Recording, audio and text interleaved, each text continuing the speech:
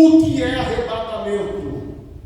Irmão, arrebatamento não é aquele sono, não, viu, profundo, aquele sono que eu fui arrebatado aqui, né? Fui arrebatado, né? Foi arrebatado? Fui. E você foi parar onde? Não, no mesmo lugar. Mas como que você foi arrebatado se você continua no mesmo lugar, filho de Deus? Né? Caiu no chão, o que aconteceu? Eu fui arrebatado ali. Mas como? E você foi parar onde? Não, eu estive no mesmo lugar. Mas que raio de arrebatamento é esse que você ficou no mesmo lugar? O que é arrebatar? Arrebatar é tirar uma coisa de um lugar e transpor para... eu vou arrebatar esse negócio dessa fruta, está me atrapalhando aqui. Aí, arrebatei daqui para lá. Agora eu vou arrebatar isso aqui de um lado para o outro. É promover um translado. De algo, de um lugar para o outro. Pastor, o senhor arrebatou, tirou o negócio, tirou, mas estava no mesmo lugar. Então eu não tirei, porque está no mesmo lugar. Mas quando saiu, é porque o objeto foi movido, foi movimentado de um lugar para o outro. Então o arrebatamento da igreja basicamente é isso. É tirar algo de um lugar e levar para outro. Isso quer dizer que a igreja vai sair desse lugar para ir para outro. Vejamos. O arrebatamento, presbítero Igor, é o rapto ou translado dos crentes salvos em Jesus, tanto dos vivos como dos que nele descansam na sepultura. Definição: o termo arrebatamento deriva da palavra raptus, em latim, e significa arrebatado rapidamente e com força. Claro que eu arrebatei o negócio com uma vagareza terrível, né? Claro que eu não vou querer prejudicar o arranjo aqui da igreja. Por isso que eu arrebatei bem devagar. Logicamente que da igreja não vai ser nessa vagareza. Arrebatamento do latim raptus, que significa ser arrebatado rapidamente com força. Está desligado aí, viu? Rapidamente com força, de maneira que não dará tempo de fazer nada. Meu irmão, isso não é teletransporte, isso não é anime japonês não, hein? Isso não é teletransporte, isso é um arrebatamento, é a tomada com força, é o rápido de Deus. O termo latino raptus equivale ao termo harpazo no grego e é traduzido por arrebatado. Este evento descrito no Novo Testamento refere-se à ocasião em que a igreja do Senhor Jesus será arrebatada da terra ao encontro de Jesus nos ares. Então, Flaviano, são duas palavrinhas, né? Harpazo, que é a palavra grega, e raptus, que é uma palavra em latim. Ambas as palavras, embora sejam em idioma diferente, são palavras sinônimas. O que é isso, pastor? Querem dizer a mesma coisa, significado igual. Perfeito? O que é qual significado? Arrebatado rapidamente com força. Claro que existem outras variações dentro da etimologia da palavra. Não quero ficar falando de todos os significados, porque eu não sou um dicionário aqui para você. Então, trabalho com um significado rápido para ganharmos tempo de forma inteligente. É o significado que nos importa. Características da segunda vinda de Jesus. Você precisa riscar isso aí, viu? Características da segunda vinda de Jesus. 1, 2, 3, 4, 5 e 6. Primeiro, manifestação pessoal. manifestação pessoal. O que quer dizer isso, pastor? Ele mesmo virá. Ele mesmo virá. Eu vou perguntar para vocês, o que quer dizer manifestação pessoal? Aí vocês respondem, ele mesmo virá. Perfeito? Essa dinâmica é só para a gente não esquecer, é para ficar gravado, viu? O que quer dizer manifestação pessoal? Ele mesmo virá. Traduzindo, ele não vai mandar anjo, ele não vai mandar Miguel, não vai mandar Gabriel, não vai mandar arcanjo, serafim, querubim. Quem virá? Ele mesmo. Eu ouvi uma saudação sobre Tessalonicenses 4,16, que diz aí uma parte do texto que ele virá com voz de arcanjo. Aí a pessoa que estava dizendo falou que era que ele vai vir. Aí o arcanjo Miguel vai vir para poder tomar a igreja e levar, só porque está lá voz de arcanjo. Aí você convida uma criatura dessa para estudar uma teologia básica, fala que teologia é do diabo. Do diabo é falar um trem desse. Não foi teologia não, teologia do diabo. A pessoa fala, o arcanjo Miguel vai descer e vai pegar a igreja e vai levar até o céu. Isso que é do diabo, fala uma heresia deste tamanho, Não é nem pequena heresia, é heresia gigante falar isso, Então está claro aqui, está claro. Ele mesmo virá. João 14:3. João 14:3. Depois, virei outra vez. Virei, ele está prometendo. Virei outra vez. Segundo, manifestação física. Pega isso aí, viu? Manifestação física. O que é isso? Virá em corpo físico e não em espírito. Pastor, quer dizer que Jesus vai vir em corpo físico, não é em espírito? Claro que não, meu irmão. Espírito é invisível.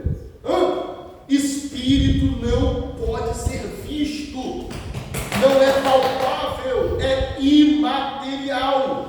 Olha o que os anjos, não precisa abrir não, que a gente já leu no começo, o texto da frente aí, Atos 1:11. O que os anjos falaram no começo? Varões galileus, porque estáis olhando para o céu? Este mesmo Jesus que dentre vós está sendo recebido em cima, ele descerá, assim como para o céu o viste subir, e virá do mesmo jeito, ok? Virá do mesmo jeito, virado é simples, virá do mesmo jeito. Terceiro, manifestação inesperada. Manifestação inesperada. Ninguém consegue prever o dia e nem a hora.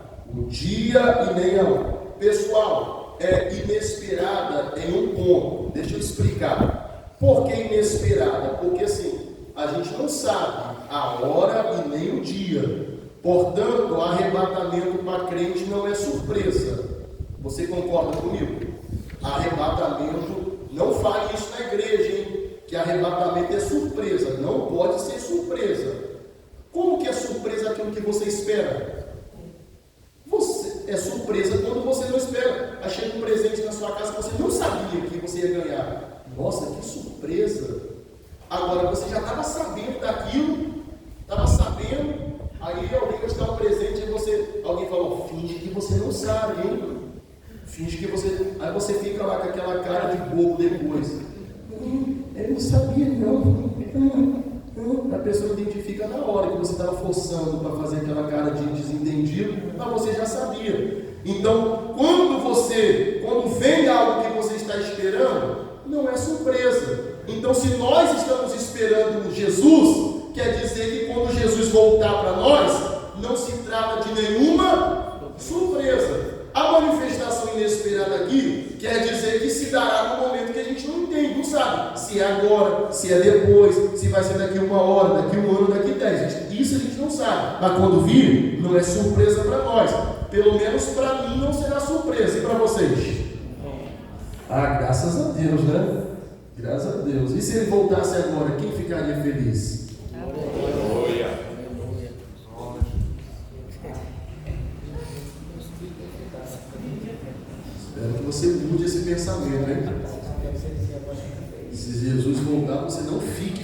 você super feliz em nome de Jesus. Eu acho que não pegar os irmãos. Pastor abençoado. Se Jesus voltar agora, quem ficaria feliz? Amém! Está repreendido. Se Jesus voltar agora, você tem que subir feliz e não ficar feliz, né? Mas vamos lá. 4. A volta de Jesus se divide em duas fases distintas. A volta de Jesus, duas fases, conhecidas como A e B. Só para traduzir de forma simples, A e B. A primeira, letra A. Nessa segunda vinda agora, duas fases. A primeira fase é arrebatamento, invisível. A segunda fase, letra B, depois dos 7 anos, visível. Ok? Invisível ao mundo. Segunda, visível ao mundo. Então, a vinda de Jesus se divide em duas fases, que a gente pode classificar como fase A e fase B. A fase A, ele vem para arrebatar a igreja, o arrebatamento invisível, nas nuvens. Nenhum olho da terra o verá, só os arrebatados. Na segunda fase, chamada fase B, ele virá de forma visível, cavalo branco, céu aberto, todo o olho da terra o verá e sobre ele lamentará. Número 5. Na primeira fase, ele não tocará com o seu pé na terra, mas convocará os salvos nas nuvens. Então, ô Ivan, quando Jesus vier agora, ele não vai descer na terra e pisar aqui no sol, mas ele vai ficar sob as nuvens, e de lá vai sair a convocação. E os salvos aqui embaixo serão arrebatados ao encontro do Senhor nos ares. 1 Tessalonicenses 4, versículo 17. Ao encontro do Senhor nos ares, porque ele não vai descer aqui nessa primeira fase, ele não vai colocar o pé aqui na terra. Número 6. Segunda fase, falaremos mais tarde, que é quando ele vai vir no cavalo branco. Aí vai ser algo assim catastrófico para toda a terra, né? Para aqueles que não temeram a Deus. Falaremos disso mais tarde. Pergunta: é possível sabermos a data do arrebatamento? Alguém pode responder? Não. É possível saber a data do arrebatamento? Não. Dá para colocar na agenda? Não. Dá para ficar esperando? Não. A data, a hora marcada? Não dá, não é? Você já parou para pensar se fosse assim? Falaram aí comigo aí, né, alguém? Falaram aí comigo aí que Jesus vai voltar em 2025 aí. Que data mesmo? Março. Quando? Dia 13? Que horas? 9 da manhã? Beleza então. A pessoa parou para pensar se fosse assim? Aí vamos marcar na agenda, não, Jesus vai voltar dia 2025 aí, mês de março aí, 9 horas da manhã. Vamos acordar mais cedo nesse dia, né? Acordar mais cedo aí, mano. Às 6h30 da manhã, tomar um banho, para a gente ser arrebatado, pelo menos arrumado e cheiroso. Né? Tomar um banho, vamos tomar o nosso café, porque vai ser o último, no céu não tem café. Tomemos aí o último café, né? Comemos aí as últimas novidades, né? Assistimos, quem sabe, o último programa televisivo, porque no céu não tem televisão. Vocês estão parando para pensar? Tudo programado, né? Tudo programado. Os mais devassos e profanos. Dia 13? Beleza então. Então, lá por volta do dia 10, eu faço um concerto com Cristo. Fico crente 2 dias, vou para um monte, oro. E no dia 13, 9 horas da manhã, visto o terno, põe a gravata, olho para cima, estou preparado, amado. Se fosse assim, meu irmão. Se fosse assim, não precisava de igreja, gente. Se fosse, para que igreja? Se fosse dessa maneira. Mas existe igreja justamente por causa disso, porque ninguém sabe o dia e nem a hora. Estamos aqui nos preparando para que nos encontramos ávidos por participar desse dia soberano e sobrenatural. Vamos lá, vamos prosseguir na leitura, porque tem um negócio aqui muito bom. Biblicamente falando, humanamente falando, teologicamente falando, cientificamente falando, é impossível apontarmos uma data para o arrebatamento. Não foi dado ao homem conhecer esses mistérios, até porque aí ficaria fácil demais, né? Todos que tentaram decifrar esse mistério se perderam e foram tidos como hereges, porque está aí um mistério indecifrável. Meu irmão, você pode decifrar um monte de coisa na Bíblia, mas sobre a data do arrebatamento não será possível. Não dá. Impossível datarmos um dia preciso. Dentre os muitos que cometeram erros grotescos na interpretação escatológica, temos um que se tornou muito conhecido, principalmente pela seita fundada por ele, chamada Adventismo do Sétimo Dia. Me refiro ao Dr. Guilherme William Miller, notabilizou-se como William Miller. William Miller, para quem estuda teologia, vai ficar mais fácil saber, quem já estudou teologia básica, né?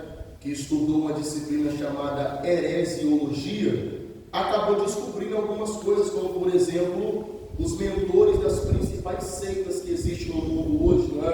Por exemplo, o mentor dos Testemunhos de Jeová, Congregação Cristã, entre outras mais aí, Espiritismo, essas coisas baixas aí, inclusive o Adventismo do Sétimo Dia, né?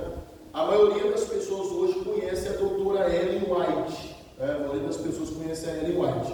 E algumas pessoas chegam a pensar que a doutora Ellen White é a mentora do Adventismo, quando na verdade ela é discípula de William, né?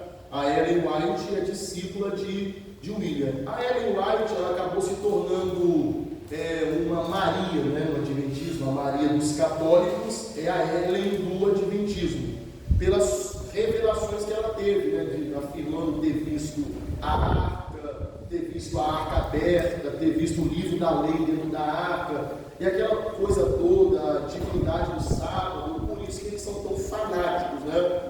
Você falar da Ellen White com o adventismo raiz, um adventista raiz, é a mesma coisa que você falar com um católico praticante, por exemplo, mal da Maria. É uma briga que é difícil entrar nela. Se entrar nela sem conhecimento bíblico, eles te estraçaram assim, de todas as maneiras.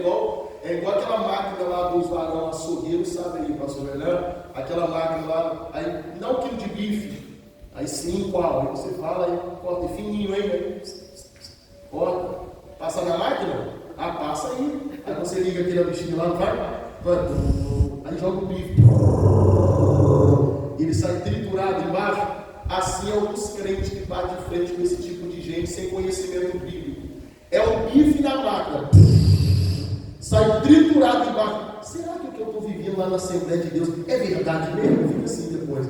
Será que o que eu estou aprendendo lá na minha igreja é verdade mesmo? Ele fica totalmente aluado depois de ter um confronto com esse tipo de gente. Por isso, conhecer a Bíblia é fundamental para todo mundo que serve a Deus. Então, vamos voltar para o texto aqui. O doutor William Miller, que foi o fundador do Adventismo, ele foi ousado em colocar uma data para a vinda de Cristo. Vamos ver o que está escrito na apostila aí, ó.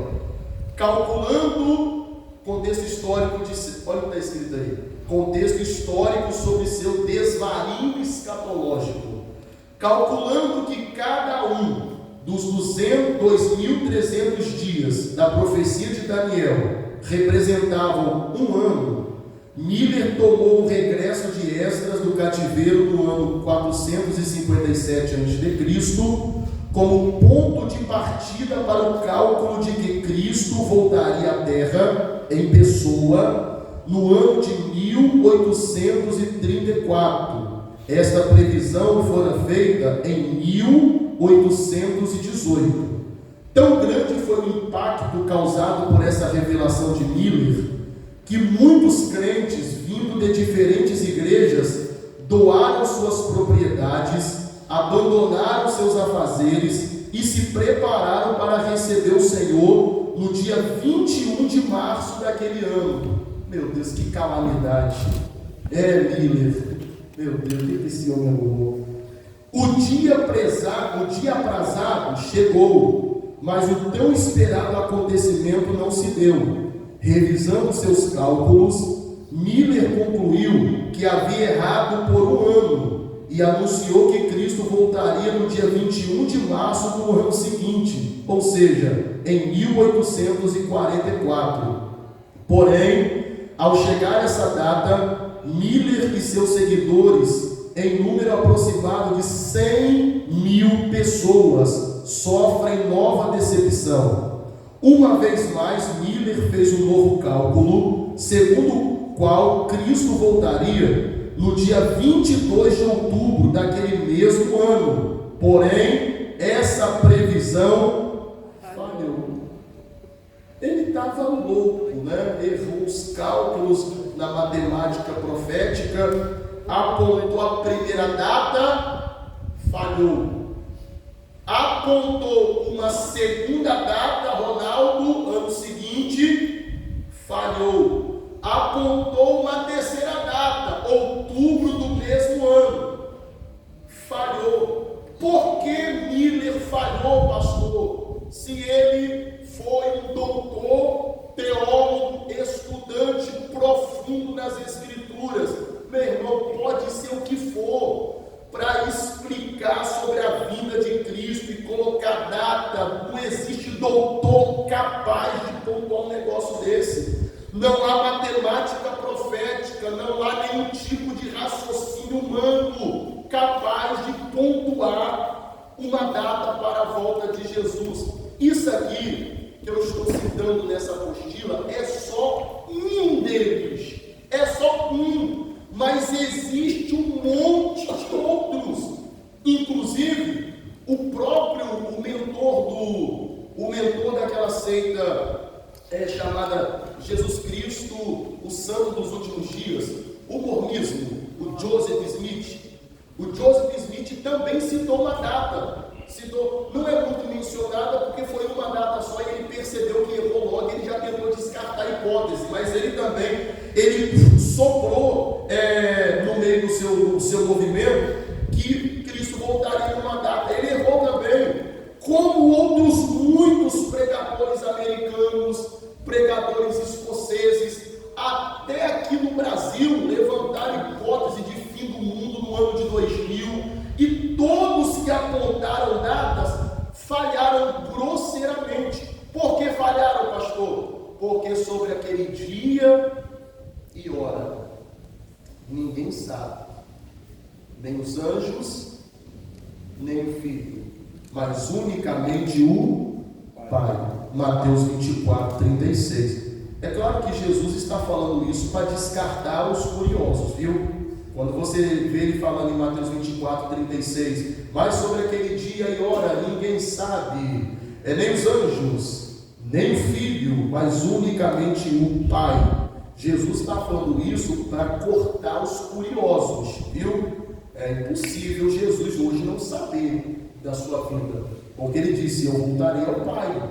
Ele reassumirei a glória que tinha com o Pai. Então, se ele afirmou: eu e o Pai somos, então aquilo que o Pai sabe, ele também sabe. Como que eu estou em alguém e não sei as obras que aquele alguém faz? Eu e o Pai somos um. Então tudo que o Pai faz, logicamente, é do conhecimento do Filho, que está nele. Então, quando Jesus ele lançou essa palavra, ele estava simplesmente quebrando toda a espécie de curiosidade que surgiu. Porque no capítulo 24, verso 1, 2, 3 e 4, todo mundo está curioso: Senhor, quando que vai ser o fim do mundo? Quando que vai ser o fim do mundo? Quando que vai se cumprir todas essas coisas? Porque todo mundo é curioso para saber sobre isso, não é? Isso não é de hoje, é de muito tempo. Quando que vai ser? Quando que vai ser? Aí Jesus, para neutralizar, cortar a curiosidade dos discípulos, ele lança essa palavra sobre o dia e hora, ninguém sabe. Anjos, nem o Filho, só o Pai. Reconhecer o erro é sinal de humildade. Acompanhe, não perca isso não. Mais tarde, Guilherme Miller reconheceu seu erro e com toda a sinceridade e humildade confessou que havia se equivocado em seu sistema de interpretação da profecia bíblica. Nesse tempo, ele mesmo escreveu: acerca da falha da minha data, expresso francamente o meu desapontamento. Esperamos naquele dia a chegada pessoal de Cristo. Agora dizer que não erramos é desonesto. Nunca devemos ter vergonha de confessar nossos erros abertamente. E conclui dizendo: eu errei. Ele foi sincero em suas palavras e chegou à conclusão, e foi a sua confissão pública. Esse relato aqui, que está entre aspas aí, acerca da falha da minha data, expresso francamente o meu desapontamento. Esperamos naquele dia a chegada pessoal de Cristo. E agora dizer que não erramos é desonesto. Nunca devemos ter vergonha de confessar nossos erros abertamente. Eu errei. Fecha aspas. São palavras mencionadas pelo próprio William Miller, ele confessando os seus erros. Este é só um dos inúmeros exemplos daqueles que erraram, apontando dias e datas para o advento do Messias, uma vez que o próprio Senhor afirmou que daquele dia e hora ninguém sabe. Tudo que nos é permitido saber sobre esse fenômeno são os sinais que o próprio Senhor Jesus deixou no Evangelho escrito pelo apóstolo Mateus, capítulo 21. Abra logo aí, por favor, nós vamos discutir isso aí. Os sinais evidenciam os fatos, e pelos sinais podemos identificar não dia e nem hora, mas que a vinda dele está próxima. Então, tudo que eu quero que você entenda nesse primeiro período é que, por mais que você estude, não tenta descobrir o dia da volta de Jesus, que não será possível, não tem como. Não pergunte, pastor, não estude para descobrir, porque não será possível, tá bom? Eu já estou dizendo isso aqui, porque talvez alguém caia na aventura aí de tentar descobrir. Você viu? Depois que Guilherme falou isso, todo mundo vendeu tudo, parou de trabalhar, abandonaram os seus afazeres para esperar a volta de Jesus, igual aconteceu lá na cidade de Tessalônica. Lá em Tessalônica o pessoal estava vivendo uma vida de qualquer maneira, abandonou os afazeres, começou um ficar andando pela casa do outro, porque ficaram assim: ou ele voltou, já voltou, ou está voltando breve. Então o que vale a pena trabalhar, adquirir propriedade se Jesus está voltando? Ou quem sabe até já voltou. E eles começaram a viver uma vida totalmente desregrada.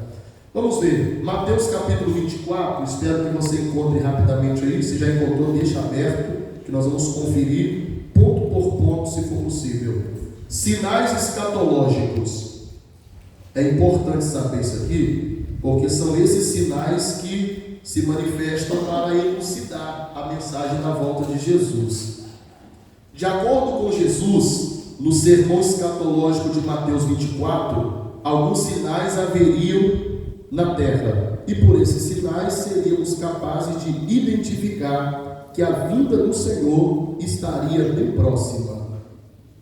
Primeiro sinal, eu tinha deixado uma Bíblia, varões, aí atrás, os varões que estão aí atrás. Tem uma Bíblia aí? Isso, me dê a minha Bíblia, por favor, aqui, porque essa Bíblia aí é a minha ferramenta. Eu estou tão perdido com essa Bíblia aqui do pastor Joel, é porque essa Bíblia aqui é do nosso querido pastor Joel ali, e essa Bíblia aqui é a Bíblia. Irmão, cada um tem que se virar com a sua ferramenta, né? Pastor, mas Bíblia é tudo Bíblia, mas você sabe que a sua é diferente, não é? Eu não quero me enganar, mas a minha é melhor do que a sua. Eu prefiro a minha do que a sua. Por mais que a minha seja velha e a capa esteja soltando, mas eu prefiro a minha do que muitas Bíblias novas, porque a minha eu já sei como manuseá-la, né? Tem tanta coisa riscada nela, informações de 15 anos atrás, de 12 anos atrás estão aqui, porque essa Bíblia tem 12 anos e 7 meses comigo, essa Bíblia aqui. Por isso já foi encapada, recapada, já tem página solta. Quando eu vou ler Gênesis 28, aquela página rasgada, tem que ler a página solta na mão, porque já está arrebentada, mas ela é maravilhosa, viu? Embora alguns irmãos tentem de vez em quando sequestrá-la, sequestrar, mas de vez em quando a gente consegue recuperar, não é da mão dos salteadores. Dos salteadores. Eu me sinto igual aquele varão que estava saindo de Jerusalém para Jericó e caiu na mão do salteador, perder a Bíblia. Muito bem, Mateus 24. Mateus 24. É porque tem uma coisa escrita nessa Bíblia aqui que eu vou passar para vocês e na outra eu não iria conseguir encontrar, mas aqui eu vou conseguir provavelmente no livro de Daniel, um negócio fantástico, e eu vou te passar depois. Muito bem, leiamos aqui o texto. Primeiro sinal: guerras e rumores de guerra. Primeiro sinal: guerras e rumores de guerra. Evangelho escrito por Mateus, capítulo de número 24, versículo 6, está escrito: e ouvireis de guerras e rumores de guerra. Guerras e rumores de guerra. Risca aí na apostila ou na sua Bíblia, né? Essa Bíblia que eu estou nas mãos aqui, por exemplo, é uma Bíblia que eu posso riscar. Às vezes, para você estar com a Bíblia que você possa riscar, você risca. Tem gente que está com a Bíblia nova, não gosta de riscar, risca na apostila mesmo aí, ou no caderninho que você trouxe. Guerras e rumores de guerra. As guerras se manifestam como sinal escatológico, e desde que o mundo é mundo, sempre houve guerras, umas maiores, outras menores, mas as guerras sempre estiveram aí. Guerras nacionais, guerras internacionais, guerra com muita repercussão, outras com pouca. Não importa sobre qual contexto as guerras se encaixam, sempre vêm com alto poder de destruição e levam milhares de pessoas à morte. Não importa aonde é a guerra, como se deu a guerra. Sempre que tem guerra, Daniel, milhares de pessoas são assassinadas, são mortas, vidas são perdidas. No topo das 10 guerras mais sangrentas, que tivemos no mundo, duas mais famosas se destacam: a Primeira e a Segunda Guerra Mundial, que levou o mundo inteiro a chorar perdas inestimáveis. No contexto atual, temos muitas guerras territoriais nos países asiáticos, guerras na região da Palestina, a atual guerra da Rússia contra a Ucrânia, entre outras mais. No contexto escatológico, teremos as guerras de Gog e Magog, a grande batalha do Armagedon. Muitas catástrofes de guerra ainda estão por acontecer. É mister que tudo isso aconteça para elucidar os sinais da volta do Senhor Jesus. Então, Cleidson, guerras sempre existiram. Desde que o mundo é mundo, as guerras estão aí. Exércitos poderosos eliminando exércitos mais fracos, povos grandes destruindo povos pequenos, países com armamentos poderosíssimos simplesmente devastando países de expressão menor no sentido de armamento, de poder bélico. Hoje as guerras que são travadas no mundo afora são guerras que, se estourar uma terceira guerra mundial, por exemplo, só Deus sabe o que há de ser desse mundo, principalmente pelo armamento nuclear, que a grande maioria dos países de primeiro mundo tem armamento nuclear pesadíssimo. E se alguém pensou que a bomba de Hiroshima causou uma catástrofe, as bombas que estão sendo armazenadas hoje para uma provável guerra futura, meu irmão, é coisa de devastar, levar países aí a um deserto total, por assim dizer, e classificando em termos bem simples, bem só para você entender que a guerra já sendo aí montadas, há estratégias terríveis e coisas perigosíssimas já sendo articuladas por trás dos bastidores. E nós, como igreja do Senhor, temos que ficar ligados, né? Quando estourou, por exemplo, essa guerra no começo do ano, essa briga territorial de Rússia contra a Ucrânia, a maioria das pessoas começaram a levantar a hipótese: Jesus está vindo aí. Jesus está vindo aí, agora a Rússia vai entrar numa situação complicada, porque os países tal vão se levantar, aí é de um lado a OTAN, aí do outro lado os países mais fortes, vamos vetar algumas situações aí da Rússia, e blá blá blá, e blá blá blá, países se levantando, e os poderes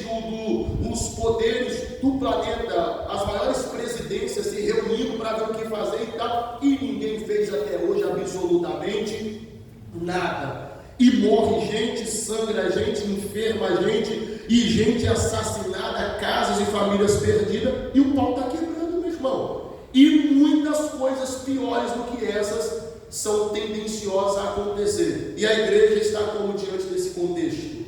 A igreja está simplesmente adormecida.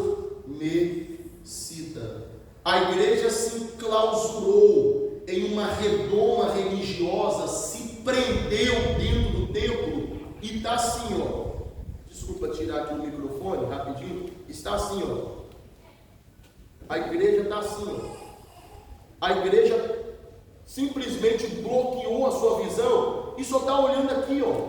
Ó, é tempo da igreja fazer isso aqui, ó. Ó, tirar os obstáculos que estão atrapalhando a visão e ampliar a visão. Tem crente que acha pecado assistir jornal. Tem crente que acha pecado comprar um jornal para praticar uma leitura, para saber o que está acontecendo no Estado. Tem crente que odeia política.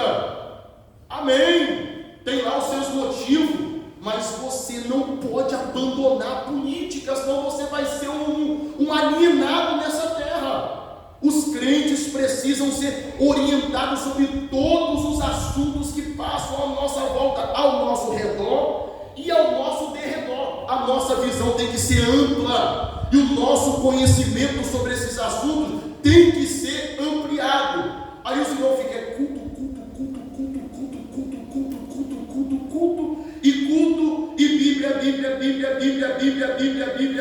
Bíblia. É maravilhoso, logicamente, é maravilhoso, Bíblia, mas não vê o jornal, não sabe o que está acontecendo no próprio país, não sabe o que está acontecendo no próprio estado. Pasmem os senhores, eu me defrontei com uma pessoa esses dias que não sabia nem que era o prefeito de Guarapari. Eu falei, não é possível. Conhecer também certas pessoas nem é muita vantagem, mas pelo menos saber quem é que está mandando nas coisas, não é verdade?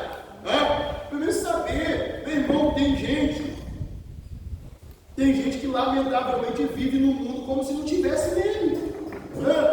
Vive no mundo como se não tivesse no mundo, não quer saber de mais nada. Daqui a pouco está aí sendo assaltado. A gente já é assaltado todos os dias, mas prejudicado sempre sem saber o motivo. Então abramos a nossa visão. As guerras estão aí como sinais escatológicos, e ouvireis falar de guerras e rumores, outras que serão levantadas, e não vai demorar muito. Segundo sinal, sinais da natureza. Deixa eu ver aonde está sinais da natureza, capítulo de número 24, versículo 7. Se levantará nação contra nação, reino contra reino, haverá fome, pestes, e terremotos em vários lugares. Sinais da natureza. Segundo sinais da natureza: terremotos, tsunamis, tufões, furacões, tornados, alagamentos sem precedentes, secas sem precedentes, entre outros. A natureza está um caos em todo o mundo. Há lugar que chove muito, outros que chove pouco, desencadeando diretamente em secas e alagamentos, redução do poder da eletricidade em vários países, atraindo racionamento elétrico em vários países do nosso globo, tsunamis que têm devastado costas inteiras, levando países à destruição, cidades e muitas mortes diariamente, vulcões adormecidos entrando em erupção, consumindo cidades inteiras, é o fim dos tempos. Os terremotos, que antes eram uma preocupação em alguns países do continente asiático e em algumas partes da América do Norte, por causa do fenômeno do choque das placas tectônicas, hoje a terra treme em vários lugares. Tudo isso é o anúncio de que Jesus está às portas. Ô meu irmão, minha irmã, a terra treme hoje em qualquer lugar. É assim? A terra treme em vários lugares. Há poucos anos atrás, por exemplo, fala aqui, parece que é pertinho, né? Ali, né? Que ali pode definir várias situações, né? Por exemplo, ali de mineiro parece que é ali, mas é não vou ser mineiro agora para usar essa expressão, né? Ali no Chile, na capital Santiago, tremeu. Uma devastação poucos anos atrás. Na cidade de São Paulo, poucos anos atrás, a terra tremeu ali. Tubulação de gás na capital, simplesmente foi mandada do subsolo para cima. Foi um caos total no centro de São Paulo. E cerca de quase 17 cidades mineiras, há poucos 4 ou 6 anos atrás, tremeu. Casa, parede, rachaduras enormes. Isso passou no jornal, passou na Record, passou em vários meios aí de jornais televisivos. A terra está tremendo, irmão. Tsunamis, vocês viram aí poucos dias atrás, países aí queimando, pessoas sendo mortas a fogo, vulcões entrando em erupção, devastando ilhas, matando gente à torta e à direito. E o que é isso? Isso são sinais escatológicos se cumprindo no meio da natureza.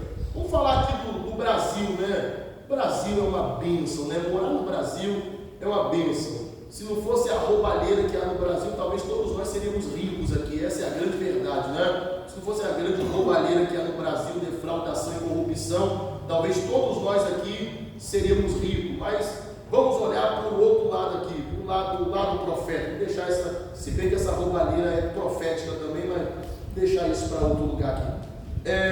Olha o que acontece no Brasil. Tem estado que chove horrores.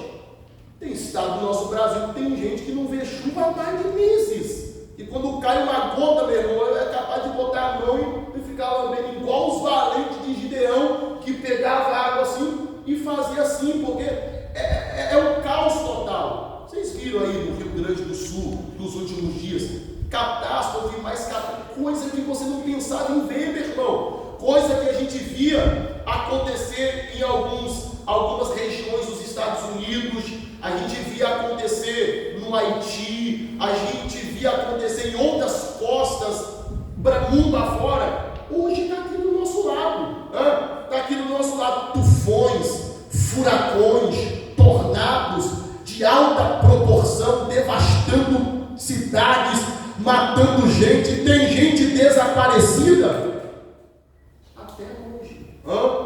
E a igreja está onde, pastor? A igreja está adormecida. A igreja está adormecida. Como que a igreja está, pastor? A igreja está no culto e a igreja está na lanchonete. A igreja está na lanchonete, a igreja está no culto. Quando não está no culto, ela está na lanchonete. Quando não está na lanchonete, contra a lanchonete, tá, pessoal? Pelo amor de Deus, hein? É porque ontem nós estávamos.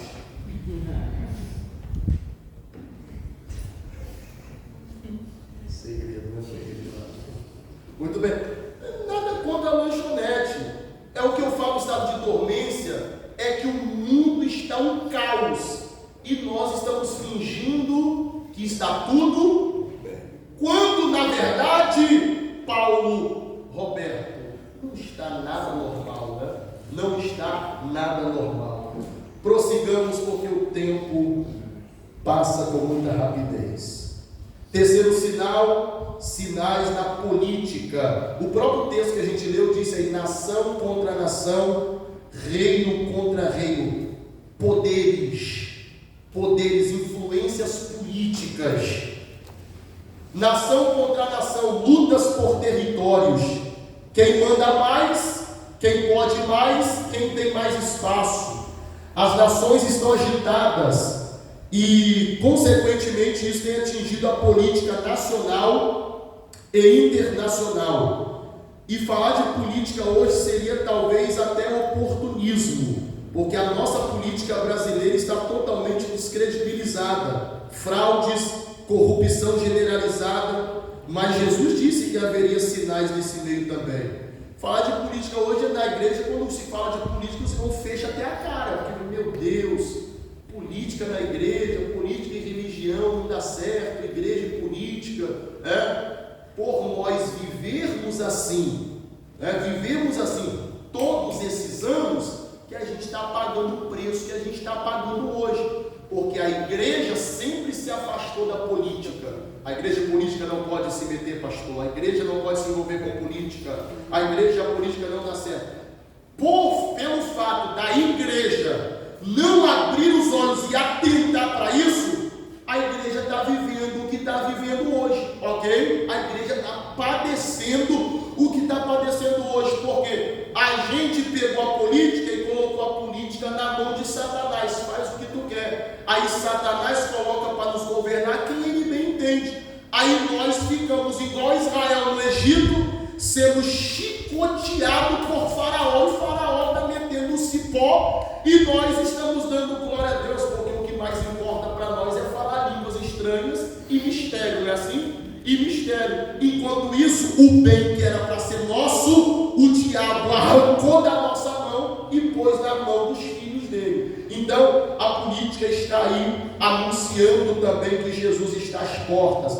Quem diria que a política chegaria ao caos que chegou hoje, né? Quem diria? Os irmãos aí que não são velhos, mas que têm um pouco mais de experiência, já viram tanta coisa acontecer nesse Brasil afora, mas acredito que nunca se ouve falar de um rebuliço tão grande da política como se ouve falar nos dias atuais, né? Nunca se falou tanto de direita e esquerda como se fala hoje. Nunca houve tanta guerra como há hoje, né? E isso também é anúncio da volta de Jesus. Pastor, Jesus está nisso? Se Jesus está nisso, eu não sei, mas que ele usa isso para despertar a fé de alguns, ele utiliza. E aí cabe bem aquela expressão: quem tem ouvidos, ouça o que o Espírito diz à igreja. E o Espírito tem várias formas de manifestar a sua vontade. Você crê nisso? Amém. Vamos prosseguir. Quarto sinal: sinais na sociedade. Literalmente a perda do amor natural. As pessoas odiariam umas às outras, trair-se-ão uns aos outros, mortes, assassinatos cruéis, ódio. Que a sociedade está no caos não é nenhum segredo, não há credibilidade nenhuma na atual sociedade. A criminalidade cresce mais e mais, as estatísticas de homicídio só crescem, o número de divórcios, separação da família só cresce, o homossexualismo está em uma ascendência sem precedentes, a chamada tal de inclusão tem praticamente obrigado a sociedade a aceitar esse comportamento pífio, prostituído. Vai vendo aí, meu irmão, que sociedade é essa que nós estamos vivendo, né? Que sociedade.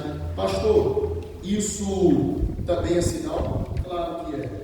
Claro que é. A sociedade está uma baderna, né? Uma baderna. Nunca se ouviu falar tanto de homossexualismo como se ouve falar hoje. Esses assuntos eram assuntos que parecia que não existiam nos anos passados, né? Parecia que eram assuntos que não existiam, mas hoje em dia é algo que se fala assim abertamente, né?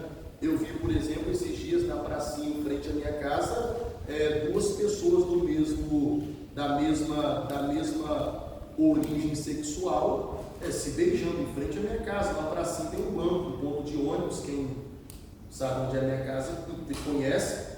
Se beijando, eu da varanda, olhando para baixo, duas pessoas do mesmo sexo, se beijando.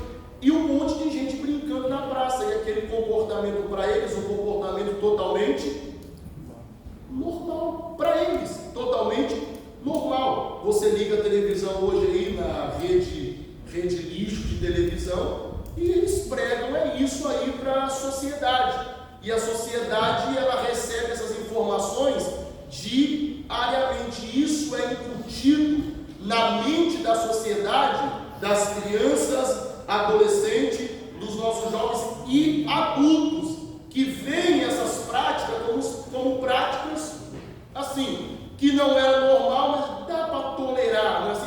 Dá para tolerar, não é? Dá para tolerar. Jesus ama a todos. Aí começam com certas conversas e certas atitudes, e quando menos se vê, pessoas estão aprovando aquilo que nunca foi aprovado pela Bíblia. Tenhamos cuidado, são sinais também, e muitas coisas mais estão por acontecer. Leiamos mais um texto para a gente poder mudar de assunto.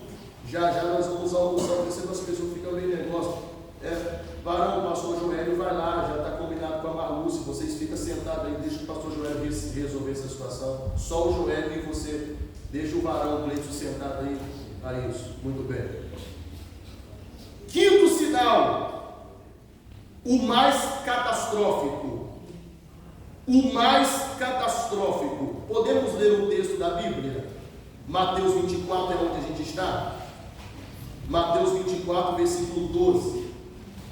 Não fecha a Bíblia, viu, pessoal? Tem que ficar com a Bíblia aberta, por favor. Tem que ficar com a Bíblia aberta. Não fecha a Bíblia, por favor. 24, 12. 24, 12. Podemos ler todos juntos? 1, 2 e 3. E por se multiplicar a iniquidade, o amor de muitos se esfriará. Qual sinal é esse, ou qual a representatividade desse sinal? A apostasia, um sinal totalmente ligado à igreja. Totalmente ligado à igreja. Lamento muito, mas tenho que afirmar isso. A apostasia já chegou em nossas igrejas. Ok? Está escrito aí no texto da apostila. Lamento muito afirmar isso. Com pesar no coração, tem que afirmar certas coisas, mas é a pura verdade. A apostasia já chegou em nossas igrejas. O amor tem se esfriado em decorrência das muitas iniquidades cometidas pelo povo de Deus. E pela falta de confissão sincera, os templos estão cheios de crentes sem expressão espiritual. A vida da igreja está se perdendo dia após dia. Estamos sofrendo uma hemorragia espiritual e precisamos urgentemente sermos sarados pelo Espírito Santo. Este sinal é terrível porque nos atinge diretamente. Quem aqui é crente há um mês, aceitou Jesus tem um mês, seria um novo convertido, né? Um ano, crente um ano. O senhor é crente há um ano. Quem é crente há 5? 5. Dos 5 anos para cá. Lá atrás tem 1, 2, 3, 4, 5, 10 anos. 10, de 10 para cá. O senhor? 15 para cá. 15. 15. Pouquíssimo, né? Isso. 20. 20. Eu vou apertar um pouquinho. 25. 25. 2. 25. Vou estreitar um pouquinho mais. 30. 30. Já com Flaviano, 30 anos. Então, acredito que ele deva ser, eu vou citar mais um aqui, acho que ele deva ser o último. 35. Não tem ninguém, não é? Então, o diácono Flaviano seja então o que provavelmente tenha mais experiência nesse contexto, no sentido de rodagem, né? De rodagem. Não por ser velho, viu? Não usamos essa expressão velho, mais experiente, fica mais agradável, né? Mais agradável. Muito bem. Tanto de 30 quanto os de 20, os de 15, eu tenho 16. ou até mesmo de 10, talvez não consegui também ter uma recordação. Vocês se lembram como que era a igreja há 15 anos atrás? 20, 25, lembram como era a igreja? Como que era a pregação da igreja? Lembram? Pregação? As músicas da igreja, vocês conseguem lembrar?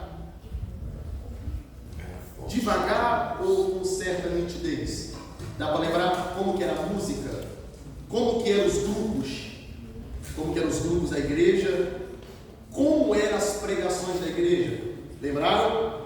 Deixa eu ver, eu vou falar algumas coisas para ver se era mais ou menos assim. As músicas não eram muito enfeitadas. Não eram muito enfeitadas. Cristo era mais o centro. Vou dizer assim, Cristo era mais o centro. As pregações não tinham muita eloquência, não tinha muita sabedoria. Vocês devem concordar comigo. Os grupos eram muito mais simples. A maioria não sabia cantar, mas todo mundo orava. Todo mundo orava. Não sabiam cantar, a maioria não sabia cantar os louvores, mas a maioria orava muito.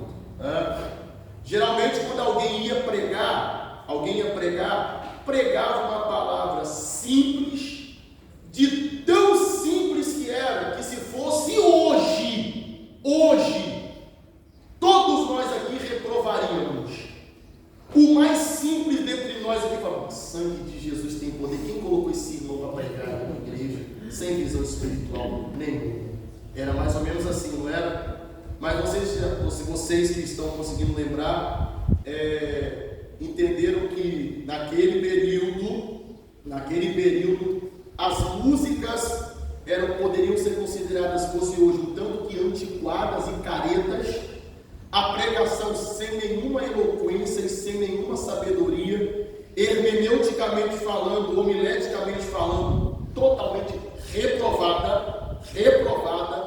Só que você percebeu como que a igreja era acalorada, avivada, poderosa no espírito, e quando o pastor acabava o culto, ninguém queria ir para casa. É verdade. E quando acabava o culto domingo, o pastor anunciava o culto segunda-feira.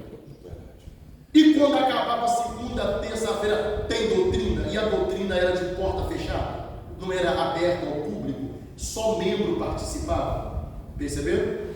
Só que mesmo assim, todo o culto tinha batismo no Espírito Santo, avivamento, renovo espiritual, gente caía possessa de demônios, todo dia tinha obra, e os crentes batiam cabeça nas ruas evangelizando. Todo domingo encontrava grupos e mais grupos evangelizando, e outros crentes na praça, e gente pregando dentro dos ônibus. A febre, o negócio era terrível, era grande o poder de Deus. E quando o pregador falava: tem um anjo passeando em nosso meio, sinceramente falando, nós que estudamos um pouco da Bíblia, a gente sabe que anjo não passeia em lugar nenhum. Só que quando se falava que tinha anjo passeando, pastor Leonardo, todos os crentes eram tomados por um êxtase espiritual, que faltava pouco cair literalmente arrebatado pelo chão afora. E quando se falava: o homem das mãos furadas está passando por ali, quase que o tempo da igreja via lá na cabeça de quem estava falando, de tanta glória que caía. Você está entendendo? Está caindo uma unção aqui, ninguém queria saber de onde está, quem é que mandou, de onde está vindo. Eles entravam debaixo e já era mistério profundo. Agora vamos sair de 30 anos e vamos falar hoje. Um monte de crentes demagogos, fariseus, doutores de coisas que eles nem entendem uma vírgula, cantores que nem sabem qual é a razão de tudo isso. Você está entendendo? E quando se fala, tem um anjo aqui, é capaz de alguém se levantar: para você está com heresia, hein? Você está com heresia. E se falar: tem uma unção caindo em nosso meio, é capaz de todo mundo ficar de olho aberto, querendo ver da onde que está vindo. Você está o nível de incredulidade do povo cristão de hoje? É por isso que a maioria dos cultos são frios, sem expressividade espiritual, e os pregadores se matando para dar uma mensagem positiva para a igreja, e a igreja está assim.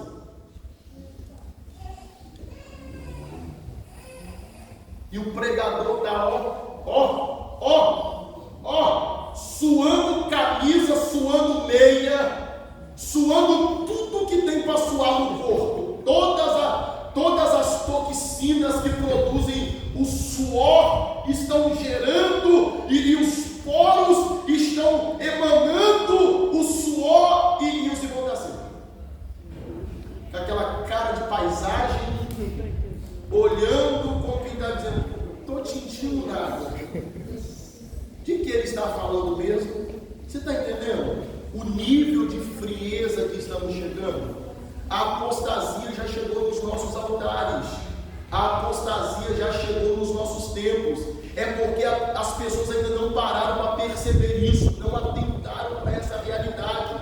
Mas a apostasia já chegou nos nossos tempos e alguém precisa entender isso o mais rápido possível e não permitir que essa frieza elimine totalmente o espírito, porque Paulo disse: e não extinguais o espírito, não apague, não neutralize o Espírito Santo, mas é um sinal escatológico, está se cumprindo e coisas piores acontecerão, mas enquanto tiver quem busque a Deus, a cana trilhada não se quebrará, e nem tampouco há de se apagar o pavio que fumega.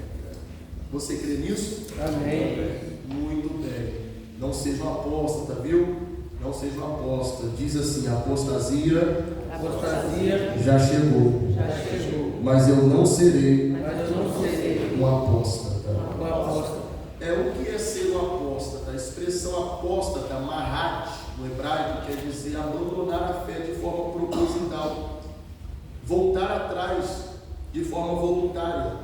O apóstata é aquela pessoa que ninguém forçou ele a desistir da fé, ele quis, foi opção dele, ele quis negar a fé. Hoje ele não leva as coisas mais pelo espírito, ele leva as coisas pela razão. Peraí, não tem lógica isso. Não, isso aqui, segundo isso, segundo aquilo, não dá para acontecer. Leva as coisas pela razão e não entende mais os segredos do Espírito e os mistérios espirituais. Então não sejamos apóstatas, viu? Na página 7, era para a gente parar aqui agora, para a gente poder comer. Como a comida está chegando, a gente não pode parar. Vamos ler um pouco mais. Amém. A comida já está chegando. Começa a ficar meio branco assim, é sinal escatológico? Não, é sinal da fome. Sinal da fome. O que é também um sinal escatológico, é porque não está escrito aqui. Porque não dá para colocar tudo, senão ficaria um conteúdo muito extenso. Mas o outro sinal escatológico também que eu poderia citar aqui é sinais da economia. Que é um sinal, ele disse que haverá fome em vários lugares, que é decorrência do caos econômico mundial, mundial. Aí se eu perguntasse aqui a quem tem mais de 30 anos de idade, iria falar como que eles viviam com um salário tão pequenininho, mas ninguém passava tanta falta. Hoje se ganha muito e se vive tão mal, se vive tão mal. Antigamente, uns anos atrás, se colocasse 20 reais de gasolina, você andava, ia centro, voltava. Põe 20 reais de gasolina hoje. Tu vai daqui no centro de Guarapari e se voltar, vai ter que voltar empurrando, porque não tem como, não funciona mais assim. Poderíamos falar, só que é um assunto que não está na pauta, então vamos levar em frente. Chegou o arrebatamento.